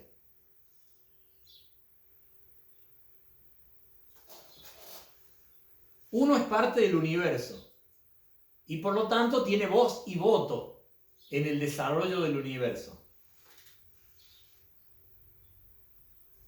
Pero es parte del universo nada más. Decide, pero no decide todo. Entonces, hay una cuestión donde en un momento esta relación con Dios o con la divinidad te da al mismo tiempo humildad de que las cosas que a vos se te ocurren que querés, no es necesariamente lo más bueno para vos. ¿Ya les ha pasado alguna vez que a nivel mental vos sabes que querés un montón de cosas y decís, al final de cuentas yo no sé si es bueno? Porque todas las cosas que decís para mí no eran necesariamente buenas. Entonces te abrís. Humildad en ese sentido. Y a la vez seguridad. Porque sos parte del todo. En el tiempo en que se popularizó mucho el Reiki, hace más o menos 10 años, era furor el tema Reiki. Hoy sigue siendo una terapia tan bella y tan positiva como antes. Pero popularmente el Reiki tuvo su pico hace como 10 años, ¿no? Y con la venida del Reiki vinieron algunas cosas no positivas del todo que tenía que ver con el linaje. De quién eras alumno, ¿viste? El linaje. Y una vez yo vi contestar al profe Daniel Valiente algo que a mí me encantó. Le preguntaron de qué linaje era y él dijo que era del linaje de Dios. Porque claro, como todos veníamos de Dios, el linaje de él era el linaje de Dios, ¿viste? Entonces me encantó a mí como él dijo eso, ¿no? Entonces me parece muy bueno, ¿por qué? Porque vos sos humilde porque no decidís, pero sos parte de Dios. Sos parte de este todo, ¿no? Entonces, hay una gran cantidad de divisiones que generan mucha inseguridad en nosotros. Y cuando se llega a cierto contacto con la unidad, desaparecen un montón de inseguridad. Es muy agradable. Pero bueno, está esta escalera. Hoy, pero yo me quiero conectar con Dios y estoy nervioso. Bañate. Bañate, si no te puedes conectar ya con Dios, bañate. Hace gimnasia. Respira, armonízate. Logra ese contento que si vos crees en Dios, lo puso Dios ahí. A ese contento. ¿Estás contenta? Vas a tener ganas de hacer de todo. Y vas a ir canalizando tu energía. No cumpliendo, no reprimiendo, solo canalizando tu energía a través de algo que el yoga dice, que le llama tapa, austeridad. Practico para hacer que la sangre circule por esa arteria. Desde esa disciplina, esa estabilidad, te pones a observarte. No desde esa introspección enquilombada que a veces hacemos, decís, a ver, me voy a autoobservar, ¿no? Y lo haces con esta cara, así. Me voy a autoobservar.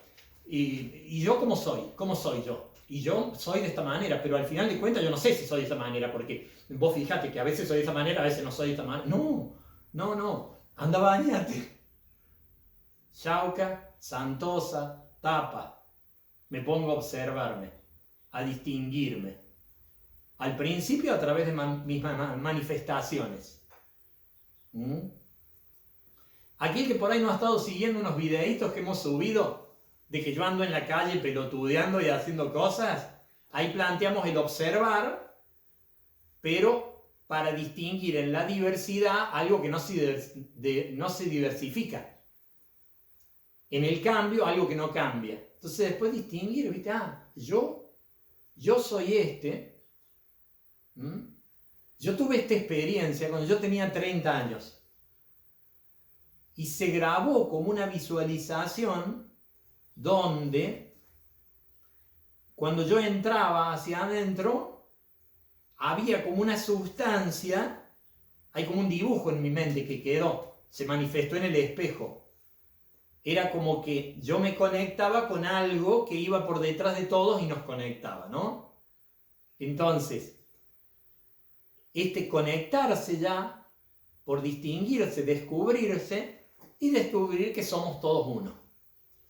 El tema es que cuando aparece la palabra Dios, aparecen todas las interpretaciones que tenemos de Dios. Por eso es duro para mí decir la palabra Dios. Es como si yo fuera a España, ¿no? O al revés, yo fuera español y vengo acá y sé que para ustedes la palabra coger ni siquiera es hacer el amor.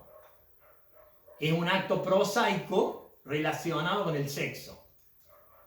Entonces, soy español, a cada rato se me viene la palabra coger y me cuesta porque no es lo que estoy queriendo decir. Entonces, cuando yo tengo que decir la palabra Dios, no es lo que yo estoy queriendo decir, lo que imagino que a muchos les llega. ¿No? Porque hay una serie de cuestiones ahí. Hay que limpiar muchas cosas, ¿no? El otro día hablaba con una persona muy querida que me hablaba de otra persona en particular que le había pasado, donde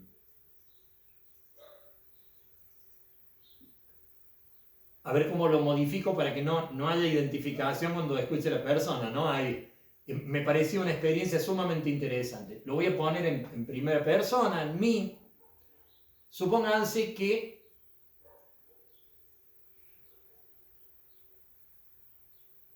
hace muchos años yo escuché a un señor que andaba buscando su hijo, se había perdido hace varios días, lo llamaron para ir a la morgue para reconocer a alguien, y cuando lo vio y se dio cuenta que no era el hijo, cerró los ojos y le pidió disculpas al padre de ese chico por haberse alegrado de que sea ese. ¿Me siguen? Una persona muy consciente, muy consciente. Miren, en ese estado esa persona se alegró de que no fuera el chico y cerró los ojos y pidió disculpas por haberse alegrado de que fuera otro. Hay un momento en el cual mi persona querida, porque algo pasa, porque se resfrió y no puedo ir al trabajo, asaltan y dañan al otro guardia. ¿Entienden? Y yo le agradezco a Dios por haber hecho que esa persona querida mía no fuera a trabajar.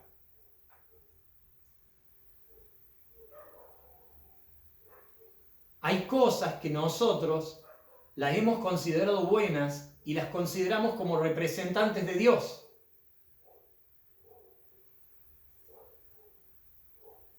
Alguna vez, mi amigo querido de toda la infancia, cuando tenía a su mujer con cáncer y aparecía una posible cura, decía él en su dolor, claro, ahora me parece que Dios existe.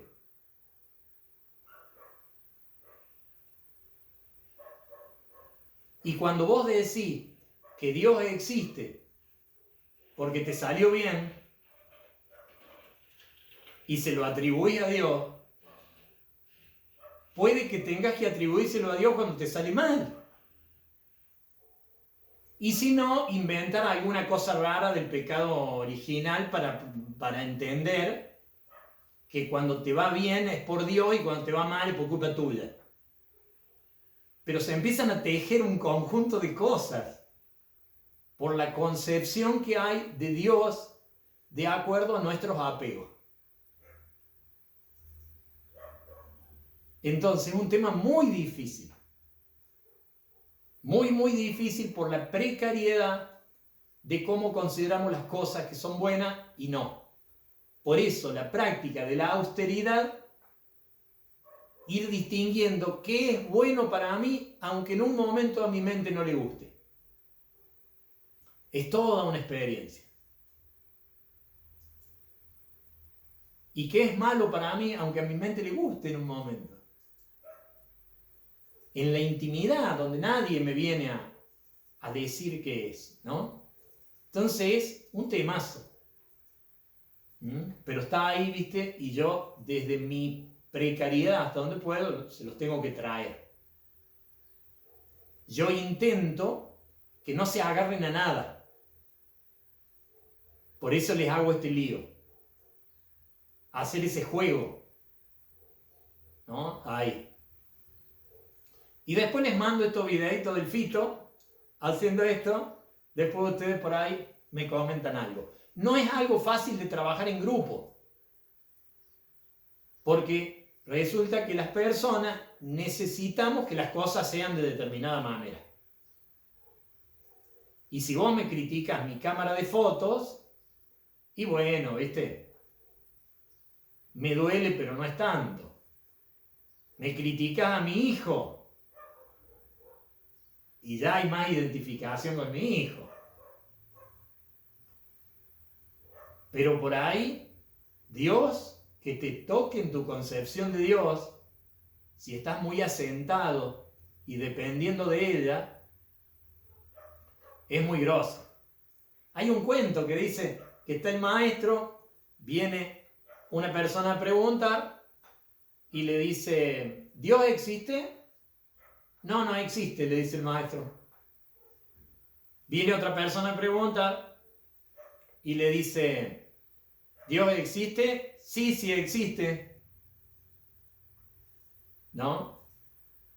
Y viene otra tercera persona a preguntar y dice, ¿Dios existe? Y no le contesta.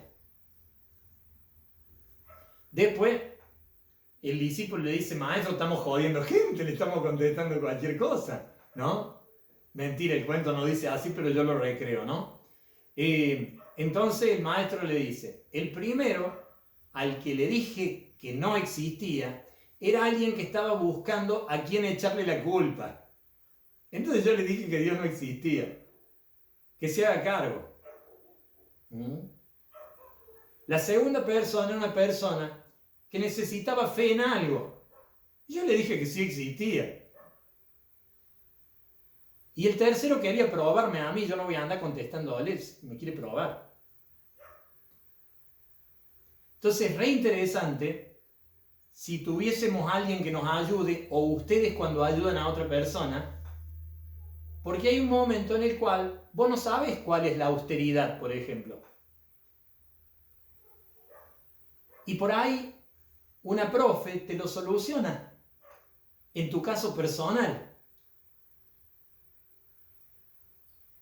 Entonces, por ejemplo, suponete vos que estoy hablando yo con Juan, por ejemplo, con el que nos estamos hablando, y Juan, supongamos que es un tipo, nada que ver con Juan, pero que es un tipo que no logra expresarse, que le cuesta, y que egoicamente se aferra a que es un tipo muy ubicado.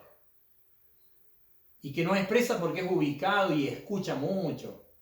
Y yo, un jetón, nada que ver con la realidad, donde hablo mucho y soy reiterativo. Entonces en un momento estamos discutiendo con Juan y yo me pongo que hay que comunicarse y Juan que hay que escuchar. Entonces viene Daniel Valiente y se sienta ahí, y que no le conozca a Daniel Valiente le aconsejo un amor, Daniel Valiente se siente como nos conoce a los dos y nos quiere a los dos, Daniel, en esto no es un ejemplo, es así, me dice a mí, Arturo, vos que sos tan comunicativo, explícale mañana a Juan. Y me mató, porque yo no es que era tan comunicativo, sino que mi apego o mi aversión se iban a que yo tenía que largar todo ahí.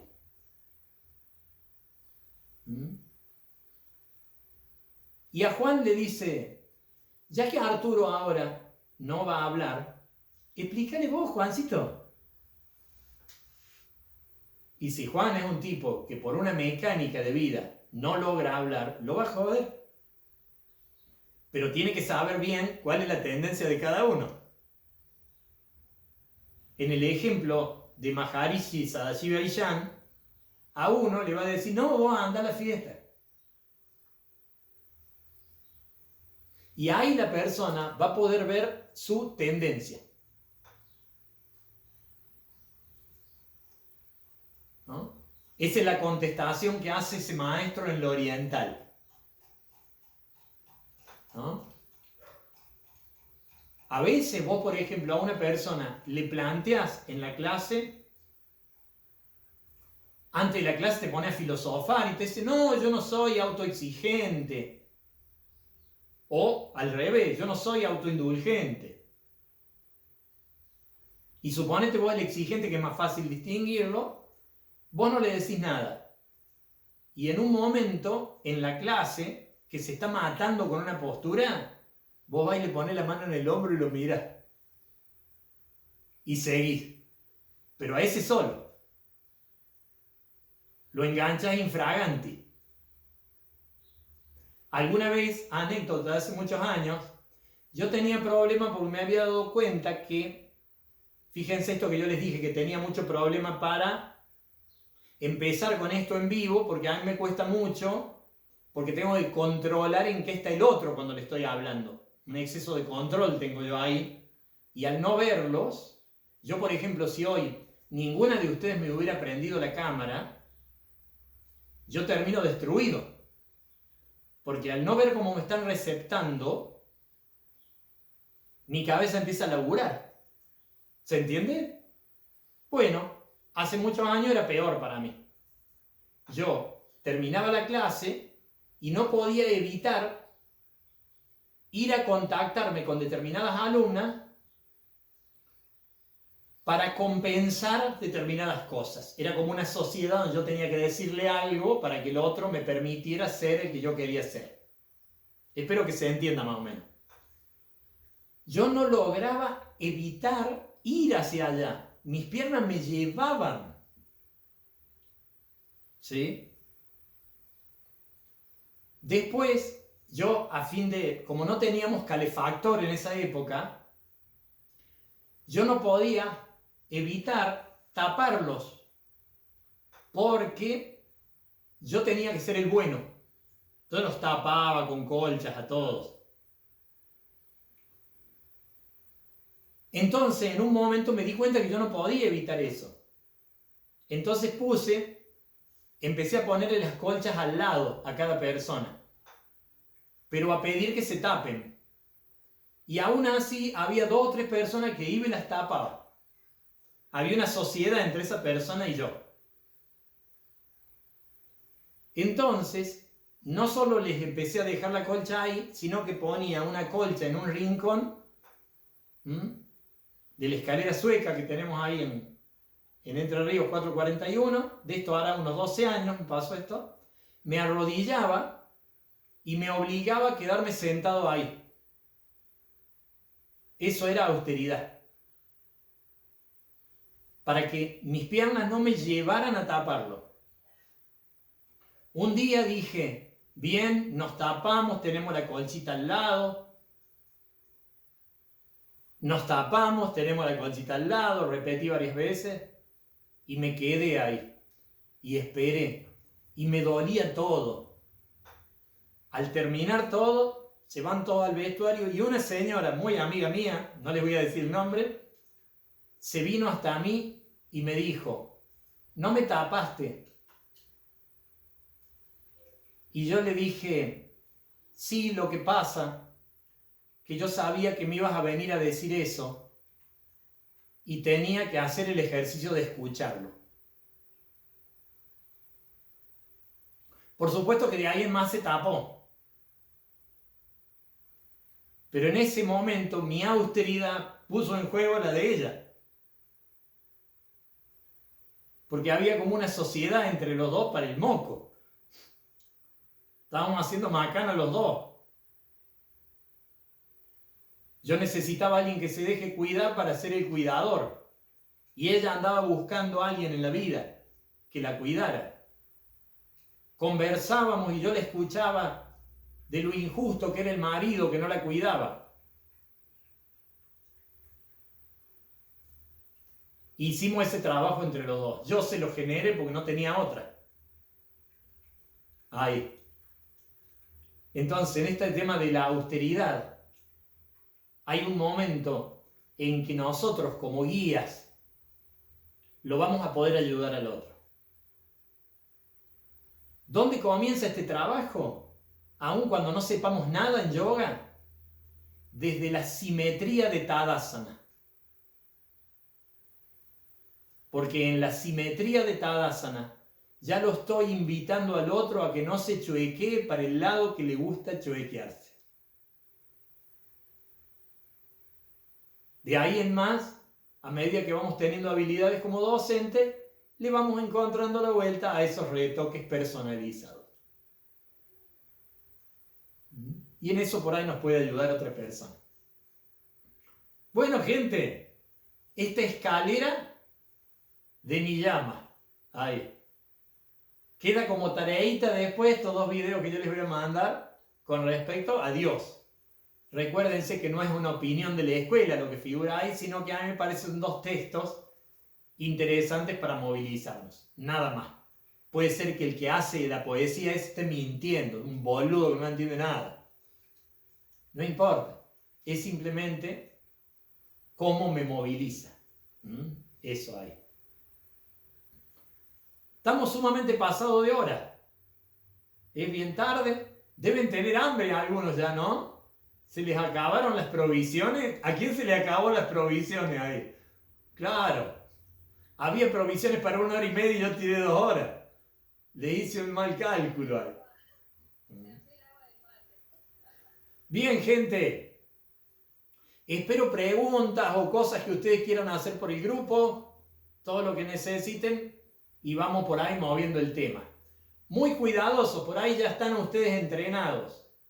Pero ojo, todo lo que va al grupo te lo manda Dios para que te movilice. No le contestamos algo al otro porque nos dolió, ¿saben? Es para que nos movilice, ¿no? Por ahí muy al principio nos ha pasado que por ahí se sacaron chispas algunos ahí, ¿no? Y es interesante eso. Pero debe ser hecho en un ámbito de mucho cuidado. Porque esto de sacarse chispas pasa en la sociedad todo el tiempo. Pero no necesariamente es una desestabilización terapéutica. Tiene que estar todo muy cuidado. Ahí.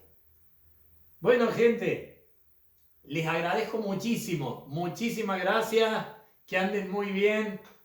Un súper abrazo. Chao, hermoso día. Algunos tienen un patio que genera apego, ¿no? El patio que tienen algunos ahí. Chao, che. Que anden bien. Marcela, ahí te mandé el mail con esos 2 libros que habíamos hablado. Ahí está el patio de Bochi. Bien, Bochi. Mira el patio de Bochi, el patio de la Ariana ahí. La próxima clase ustedes no prendan la cámara. No se hagan las locas. No nos muestren el patio. Chao, che. Que anden muy bien. Suerte. Suerte, Estelita. Chao, Ari. Chao, Dul. Un hermoso perro tiene la Dula ahí. Chao. Suerte, Vicky. Chao, Mariela. Que anden muy bien. Suerte. Chaucito.